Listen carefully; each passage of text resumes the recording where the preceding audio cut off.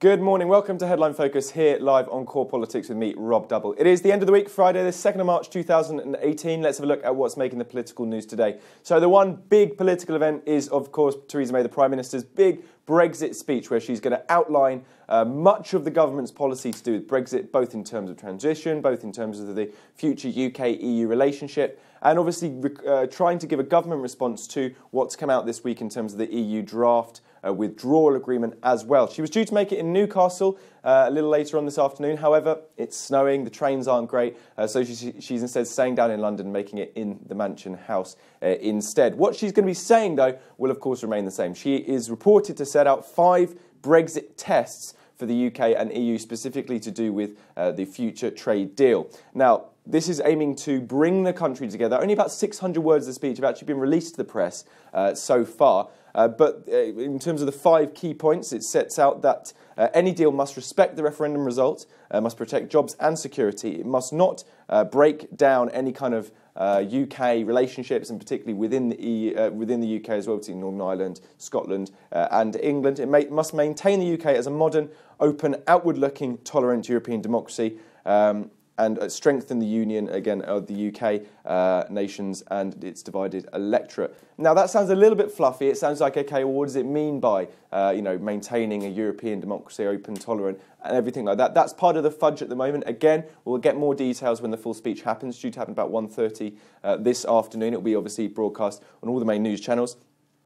And obviously the key thing that Theresa May will be emphasising is this deep and special partnership with the EU, particularly in the context of the UK-EU trade deal. So that's the big event today. Expect that to mainly be the focus of the news cycle as well. Next up, though, the government has officially announced the Leveson inquiry into press standards is formally closing, or rather was formally closed yesterday. Ministers decided not to proceed with the second part, Leveson Part 2 inquiry, which would have focused on the relationship between the police and the press. In particular, that was announced by David Cameron, the former Prime Minister, in 2011 after the phone hacking scandal. Matt Hancock, who's of course the Culture Secretary, said the government would also seek to repeal Section 40 of the Crime and Courts Act. Now, what did that do? That would have imposed financial penalties on publishers, so parts of the media, that declined to join a state-recognised press regulator. Now, there are lots of key reasons why members of the media industry did not want to sign up to this press regulator. You can look into that if you're really interested in the story. But that will obviously now be repealed as well, or the government is at least looking to at the earliest opportunity.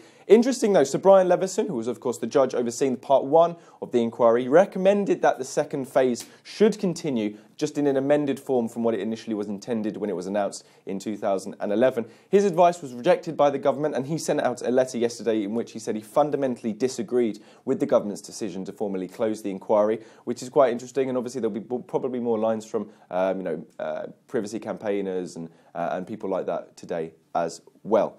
Finally, one more story then to end the week off. MPs will be getting a pay rise. Now, they will receive a 1.8% pay rise this year. The Parliamentary Standards Watchdog confirmed yesterday. Now, what does that mean? Well, the basic salary paid to members would increase by more than £1,300 to £77,379 from next month. That's up from £76,000 and £76,000 from currently. That's in the context of the public sector, of course. The key line there is, well, there's the 1% pay cap imposed on public sector salaries more generally, and yet MPs are getting 1.8% pay rise this year. Obviously, there'll be some lines on that as well today, and reaction from that as well. But that's pretty much it for today. You're up to date, and indeed this week. Don't forget you can find all the latest on what we're doing here on Core Politics on our Facebook page and Twitter, both in London and in Brussels. We've got some more videos coming out from when we were over there this week, looking at the EU draft withdrawal arrangement from both European politicians and big players in the UK politics as well. Don't forget to have a look at those. But we'll be back on Monday around 9 o'clock, so check us out then. But from me and all the team here at Core London, have a fantastic weekend ahead.